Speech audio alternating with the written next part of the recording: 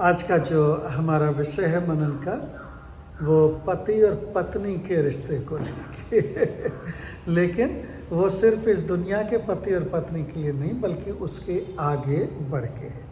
तो आमतौर पे हम लोग देखते हैं कि हमारे समाज में जब पति और पत्नी के रिश्ते की बात करते हैं तो आमतौर पे लोगों के पास अगर मजाक भी होते हैं तो वो खराब किस्म के होते हैं, एक दूसरे को चिढ़ाने के लिए, एक दूसरे की कमी निकालने के लिए एक दूसरे के ऊपर मजाक करते हैं, एक दूसरे को चिढ़ाते हैं, परेशान करते हैं। और घर घर में ये प्रॉब्लम होती है कि एक दूसरे को कमियां ही ढूंढते हैं। अब इसमें कोई शक नहीं है कि हम में कमियां हैं, हमें सब में कमियां हैं, इसमें तो कोई शक की बात नहीं है। और जो हम कहते हैं शायद वो सच भी है, जो एक दूसरे के बारे में बातचीत करते हैं वो सच भी है, लेकिन क्या परमेश्वर उस नज़र से देखता है? क्योंकि जो पति पत्नी के रिश्ते की हम बात कर रहे हैं, वही पति पत्नी के रिश्ते को प्रभु परमेश्वर अपने और कलीसिया के रिश्ते के बारे में भी बात करता है, और उस संदर्भ में आज हम देखेंगे। और हम जब इसमें पढ़ेंगे तो इफिसियों की पत्री उसका 5वां अध्याय और उसकी 22 आयत से लेकर और 33वीं आयत तक मैं इसे आपके लिए पढ़ता हूँ। हे पत्नियों, अपने पति के ऐसे अधीन रहो जैसे प्रभु के, क्योंकि पति पत्नी का सिर है, जैसे कि मसीह कलीसिया का सिर है, और आप ही देह का उद्धार करता है। पर जैसे कलीसिया मसीह के अधीन है, वैसे ही पत्नियां भी हर बात में अपने अपने पति के अधीन रहें। हे पतियों, अपनी अपनी पत्नी से प्रेम करो, जैसा मसीह ने भी कलीसिया से प्रेम करके अपने आप को उसके लिए दे दिया, कि उसको वचन के द्वारा जल के स्नान से शुद्ध करके पवित्र बनाए, और उसे एक ऐसी तेजस्वी कलीसिया बनाकर अपने पास खड़ी करे, जिसमें न कलंक, न झुर्री, न कोई ऐसी वस्तु हो, वरन पवित्र और निर्दोष हो।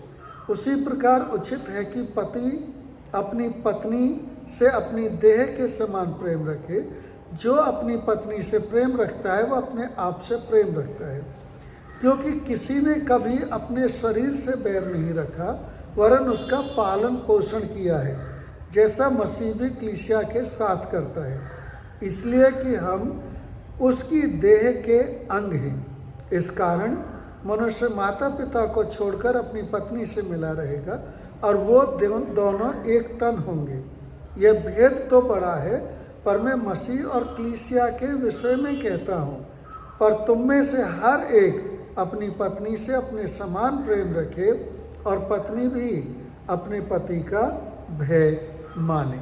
तो यहाँ जो हमने वचन पढ़ा है, उसमें वो जब शारीरिक इस दुनिया के पति और पत्नी की बात कर रहे हैं, तो उसी संदर्भ में वो कह रहे हैं कि ये बात मैं कलीसिया और चर्च के विषय में कहता हूँ। और जो चर्च है उसको कलीसिया जिसे हम कहते हैं, प्रभु परमेश्वर का जो वचन है वो मसीह का शरीर कहता है। अब ये शरीर क्या हो सकता है? ये शरीर हमारा जो शरीर है, हम जैसे हम पति पत्नी के रिश्ते में एक दूसरे को टिप्पणी करते हैं या बातचीत करते हैं, और ये एक समूह भी है लोगों का, जो एक समूह के कलीसिया के तौर पे होते हैं। हम बहुत सी बार हमारे समाज में जिस तरह की भावनाएं चलती हैं, उनके चलते हुए दोनों को ही गंभीर रीति से नहीं लेते।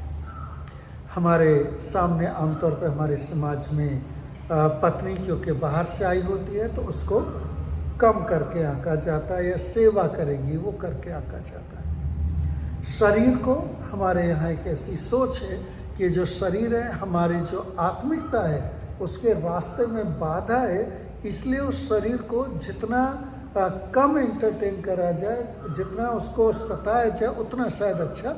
ये दोनों जगह लगभग बराबर लागू होता है। अगर कोई अपने शरीर की बहुत ज़्यादा देखभाल करता है तो उसे अच्छा नहीं मानते समाज में, उसे समाज में बुरा सोचते हैं। और उसी तरह घर परिवार में भी बहू को किस तरह देखा जाता है, उसे उसके ऊपर टीका टिप्पणियाँ करते रहते हैं। यहाँ अगर हम कुछ एक शब्दों को देख लें और फिर उसके बाद इसमें क्या सीखते हैं उस पर चलेंगे। तो सबसे पहले ये शरीर या दुल्हन जो है इसका क्या मतलब है। हमारा शरीर तो है ही है, लेकिन ये कलीसिया है जो परमेश्वर के लोग हैं, जो परमेश्वर के एक साथ समूह होंगे। अब अगर उस नजरिए से देखते हैं और तब प्रभु परमेश्वर की बात को देखते हैं जो लिखा है, जैसे कहा प्रभु परमेश्वर ने कि वो क्या करेगा, 27वें आयत में देखते हैं तो क्या कहते हैं, वो इस कलीसिया को, इस शरीर को, इस दुल्हन को बेदाग और बगैर झुर्री के पवित्र रीति से, पवित्रता में, बगैर किसी दाग के इसको उपस्थित करेगा। किसके सामने उपस्थित करेगा? परमेश्वर पिता के सामने। ठीक है, तो अब ये जो बेदाग, बेझुर्री और सही रीति से उपस्थित करने की जिम्मेदारी है, ये किसके ऊपर आई है? पति के ऊपर। और यहाँ पति कौन है? प्रभु यीशु मसीह। तो हम और ज़्यादा डिटेल में उसको बाद में देखेंगे। तो हम अभी यहाँ इतना देखते हैं तो समझते हैं कि मतलब क्या है। तो यहाँ जब हम उस भाषा को ध्यान देते हैं जिस भाषा में ये बाइबल लिखी गई थी, तो वो ऐसे कहते हैं कि उपस्थित करना, वो इस तरह की भावना है कि आप अपने बगल में खड़े करके और उसके ऊपर गर्व करें। अब ये शारीरिक रीति से भी है, चाहे हमारा अपना शरीर हो, क्यों अपनी देखभाल करते, क्यों तैयारी करते, ताकि हम जब अच्छे से ड्रेसअप होके कहीं खड़े हों तो लोग हमारी तारीफ करें। उसी तरह पत्नी के साथ भी होता है, जब वो तैयार होते हैं, उनको लेके कहीं जाते हैं तो हम we want to feel proud of them कि वो मेरी पत्नी है, मेरे साथ खड़ी है और एकदम बेस्ट तरीके से वो तैयार हो। उस तरह से हम देखना चाहते हैं। एग्जिबिट एक तरह से हम कहें तो, हालांकि वो वर्ड बहुत अच्छा नहीं है, लेकिन एग्जिबिट करने की एक भावना होती है। यहाँ मसीही के लिए वही कहा जा रहा है कि वो अपनी दुल्हन को, अपनी कलीसिया को परमेश्वर पिता के सामने ऐसे एग्जिबिट करेगा कि वो इतनी खूबसूरत, इतनी अच्छी दिखे, बेदाग, बगैर झुर्रियों के, बगैर रिंकल के, बगैर किसी चीज़ के। दूसरा जो शब्द यहाँ इस्तेमाल हुआ है, वो शब्द का मतलब है कि जब आपके बगल में आपकी पत्नी खड़ी है या आपका अपना शरीर जैसे कहा गया है, तो वो इतना ग्लोरियस हो, इतना चमकदार हो, इतना अच्छा हो कि दूसरे लोग उसको देख के उसकी तारीफ करें। अब जो बगैर धब्बे के और बगैर झुर्री के है, अगर उन शब्दों को हम लोग लेते हैं तो उनके जो अर्थ निकलते हैं विदाउट डिफेक्ट। अब हमें सब में कमियां होती हैं, लेकिन प्रभु यीशु मसीह अपनी कलीसिया को ऐसे प्रेजेंट करेगा पिता के सामने कि उसमें कोई भी कमी ना निकले, उसमें कोई भी, अगर दूसरा अंग्रेजी का शब्द हम देखें तो डिस्ग्रेस, यानी कोई भी उसके ऊपर उंगली उठाने की जगह ना हो कि कोई उस पर उंगली उठा सके।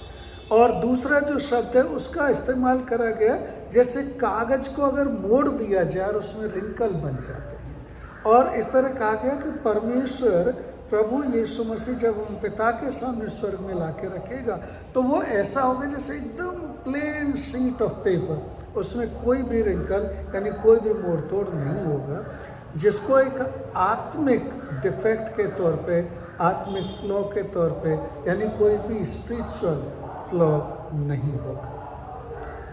अब इस तरह से अगर उम्मीद करी जा रही है तो हमारी दुनिया में जब हम देखते हैं तो स्थिति क्या है, हम लोग इम्परफेक्शन में रहते हैं, हमारे रिश्ते भी इम्परफेक्ट हैं, और इसीलिए जो सबसे नज़दीक का रिश्ता पति पत्नी का होना चाहिए उसमें आमतौर पे मुश्किलें होती रहती हैं। कारण क्या है? पाप जो आदम और हव्वा के समय से हमारे बीच में आ गया कि वो एक दूसरे पर ब्लेम करने लगे, जिसकी वजह से हमारे रिश्तों में रिंकल्स आ गई हैं, झुर्रियाँ आ गई हैं, तनाव आ गए हैं। लेकिन प्रभु परमेश्वर ने हमें वहाँ छोड़ नहीं दिया, और प्रभु यीशु मसीह ने अपने बलिदान के द्वारा वो जो रिंकल्ड हो गया था हमारा टुकड़ा, जो कागज के टुकड़े की तरह जो हमारा रिश्ता, उसको बिल्कुल नीट एंड क्लीन कर दिया है, ताकि हमको पिता परमेश्वर के सामने वो प्रेजेंट कर सके, मौजूद कर सके। अब हम सीखते क्या हैं इन बातों? सबसे पहले देखिए, दुल्हन की अपनी कमियां हैं। हम दुल्हन हैं इस केस में, हमारी अपनी कमियां, हमारे अपने फेलियर से। और हमारी जो अपनी कमियां, हमारे जो अपने फेलियर्स हैं, उसकी वजह से कई बार हम लोग सिकुड़ जाते हैं, डिफेंसिव हो जाते हैं, बजाय उनको स्वीकार करने के। क्यों नहीं स्वीकार कर पाते उनको, क्यों डिफेंसिव हो जाते? क्योंकि हमें अच्छी उम्मीद नहीं दिख रही होती है। लेकिन हमें इस चीज़ को समझने की ज़रूरत है कि हम कमज़ोर हैं और परमेश्वर हमें जैसे हैं वैसे ही स्वीकार करता है। हमें इस शरीर की सोच को बदलने की ज़रूरत है कि जो शरीर इस दुनिया में हमें मिला है ये खराब नहीं है, ये इस समय आज की स्थिति में पाप से पीड़ित है, लेकिन खराब नहीं है। पहला कुरिन्थियों उसके 15वें अध्याय में हमें बताया गया है कि यही शरीर इस दुनिया के बाद चाहिए आज मर जाए, दबा दिया जाए, जला दिया जाए, या फिर उस समय जब समय आएगा जीवित हो, ये बदल जाएगा। और कैसा बदल जाएगा? ये ऐसा महिमा में हो जाएगा। यानी हमें इस शरीर की आज कमजोरियों को लेकर निराश नहीं होना, लेकिन आमतौर पे हम होते हैं। और क्योंकि हम इन कमियों को लेकर निराश होते हैं, इसलिए अपने बचाव में दूसरे की कमी गिनाते हैं। अपने बचाव में दूसरे की कमी गिनाते हैं, क्योंकि हमें अपना बचाव करना है और हमें पता है कि हम कमज़ोर हैं, इसलिए हम दूसरे की कमी गिनाते हैं। और दूसरी प्रॉब्लम क्या है? अपने आप को, क्योंकि इस कमजोरी से हम गुजर रहे होते हैं, पूरी तरह प्रॉपर देखभाल नहीं करते हैं। यानी हम लोग लेजी हो जाते हैं, स्वार्थी हो जाते हैं और अस्वस्थ हो जाते हैं उसकी वजह से। अब अगर हम पुराने इतिहास में जाएं तो जो यूनान प्रांत है, वहाँ सेना के लिए कुछ गेम्स बनाए गए जिन्हें आज हम ओलंपिक गेम्स कहते हैं। और वो गेम्स में क्या होता था, जैसे आजकल इनाम होता है, ऐसे कोई इनाम नहीं होता था, कुछ नहीं। इनफैक्ट लिटरली फूलों का एक माला सी खाली सर पे रख दी जाती थी, दैट्स ऑल, और कोई इनाम नहीं होता था। लेकिन आपका एक डिस्प्ले होता था आपके शरीर का। आपने देखा होगा जो स्पोर्ट्स होती है उसमें बहुत कम कपड़े पहने जाते हैं। ये कोई नई बात नहीं है, ओरिजिनली तो कपड़े पहने ही नहीं जाते थे, क्योंकि क्या होता था, ये एक डिस्प्ले होता था कि मेरा शरीर सबसे तंदुरुस्त, सबसे मजबूत, सबसे अच्छा है। ये मिलिट्री के योग्यता को तो सिद्ध करते ही करते थे। यानी सबसे अच्छा, सबसे तंदुरुस्त आदमी सबसे बढ़िया कहाँ जाएगा? देश की सेवा में जाएगा, इस तरह सोचा जाता था। और ऐसी स्थिति आ गई थी कि शरीर को एक्चुअल में पूजने की हद तक ले गए थे। और इसलिए आप देखते होंगे हमारे चारों तरफ जब आप तस्वीरों को या देवी देवताओं के फोटो या कुछ भी देखते हैं तो उनको बड़े परफेक्ट बॉडी दी जाती है, खासकर यूनानी, एकदम परफेक्ट मसल्स, क्योंकि बॉडी बहुत मायने रखती थी। एक वो एक्सट्रीम थी। दूसरी एक्सट्रीम अब ऐसी हो गई कि जहाँ लोग केयर ही नहीं करते, ना सिर्फ अपने शरीर की बॉडी की केयर नहीं करते, बल्कि अपने परिवार की बॉडी की केयर नहीं करते, और मसीह में उस शरीर की, जिसे क्लीसिया कहते हैं, केयर नहीं करते। हमें एक अच्छी समझ की जरूरत है अपने शारीरिक शरीर की और अपने आत्मिक शरीर दोनों की। हम अपने शारीरिक शरीर को, क्योंकि यही शरीर है जो हमें पुनरुत्थान के बाद मिलने वाला है, यही शरीर है जो बदल तो जाएगा, महिमा में तो हो जाएगा, लेकिन होगा यही शरीर, this will still be the same body, महिमा में होगी और प्रभु में होगी। तो हम उसको आज कैसे देखें? दोनों तरीके से। प्रभु परमेश्वर हमें इस कमजोरी में रहने नहीं देता है। अगर जकरिया की किताब आप निकालेंगे 3रा अध्याय और 3री आयत देखेंगे तो वहाँ लिखा है, जो यहोशू था वो स्वर्गदूत के सामने गंदे कपड़े पहन के खड़ा था। ये सच बात है। This is the truth of us today, आत्मिक रीति से भी और शारीरिक रीति से भी। लेकिन इस सत्य में हमें चलते नहीं रहना है। और ये बात हमें हमारे दूसरी चीज को, हम दूसरी क्या चीज सीखते हैं, उसकी तरफ लेके जाती है। जो हमारा दुल्हा है, जो प्रभु यीशु मसीह है, वो हमें इस गंदगी में, इस परेशानी में छोड़ नहीं देता है, बल्कि हमारा जो दुल्हा है, he is diligent, and in his diligence he sacrifices himself to keep the bride clean and spotless. तो क्या करता है वो?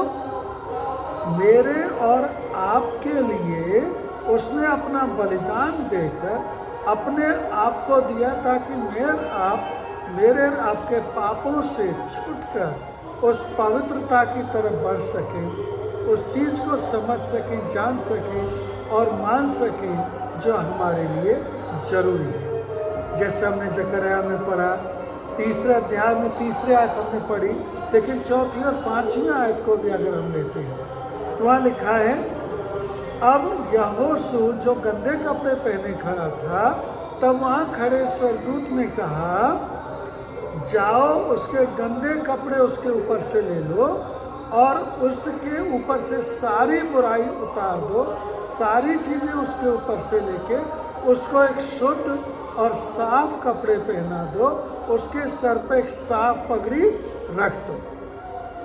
ये मेरा आपका प्रभु करता है।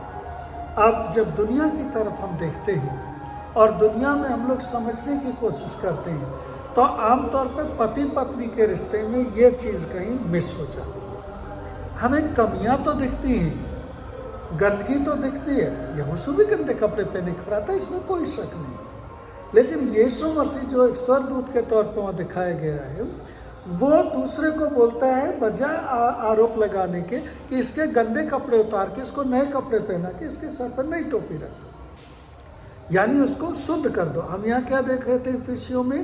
वो अपनी दुल्हन को बेदाग, बगैर झुर्रियों के पिता के सामने अपने साइड में क्या करेगा?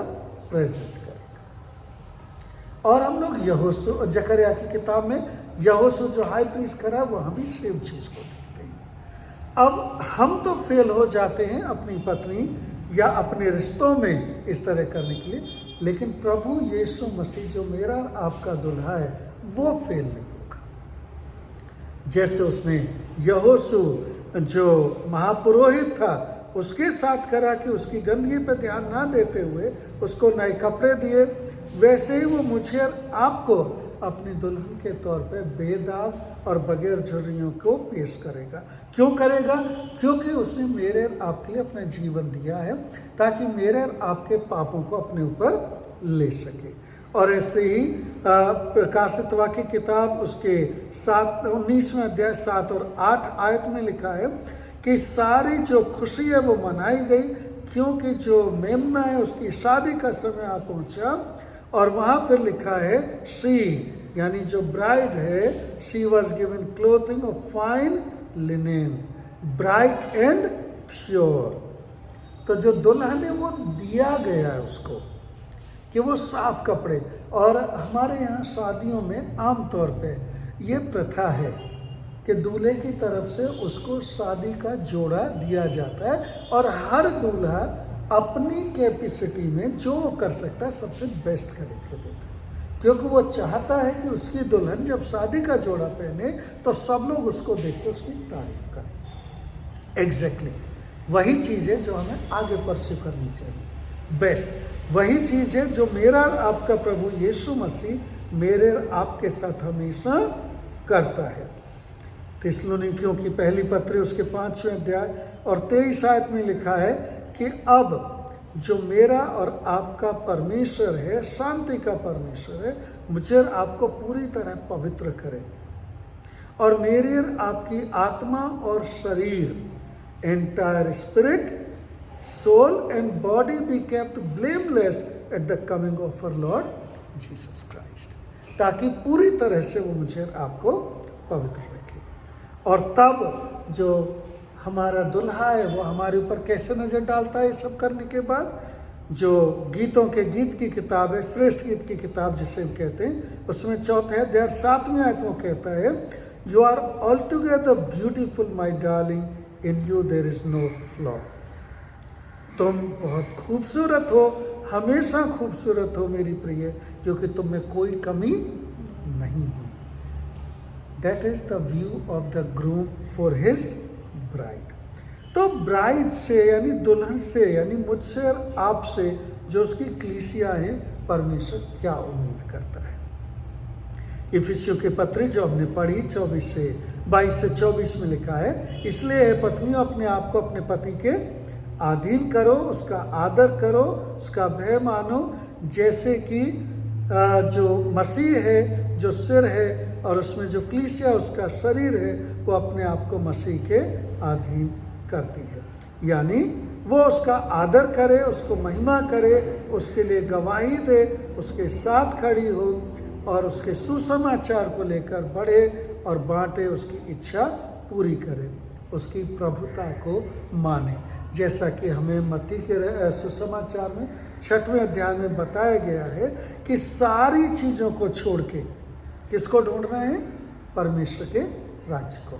तो एक पत्नी से जैसे उम्मीद करी जाती है कि हर चीज़ में अपने पति को आगे रखे, उसी तरह कलीसिया से, मुझसे और आपसे उम्मीद करी जाती है कि सारी दुनिया की सब बातों को पीछे छोड़ के मैं आप मसीह को अपने से आगे हर चीज़ में उसका आदर और सम्मान करते हुए बढ़ें।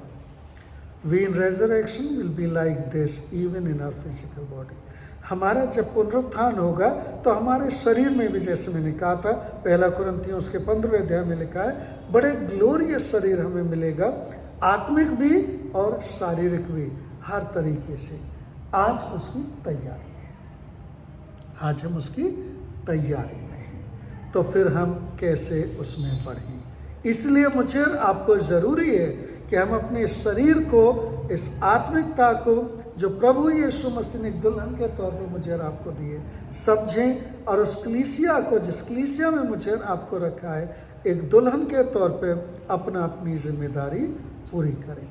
और तब यहूदा की पत्री उसके 24 और 25वीं आयत में जो लिखा है उसे पढ़ के मैं आपके लिए समाप्त करूँगा। Now to him who is able to keep you from stumbling and to present you blameless before the presence of his glory with great joy, to the only God our Savior, through Jesus Christ our Lord, be glory, majesty, dominion and authority before all time, now and forevermore. यानी वो परमेश्वर जो मुझे और आपको ठोकर खाने से बचा सकता है, जो मुझे और आपको अपनी महिमा में पूरे आनंद के साथ बगैर किसी दोष के रख सकता है, वो परमेश्वर, वो मेरा और आपका उद्धार करता, वो प्रभु यीशु मसीह, उसको सारी महिमा, सारा राज्य, सारा पराक्रम, सब हर समय हमेशा हमेशा मिलता है।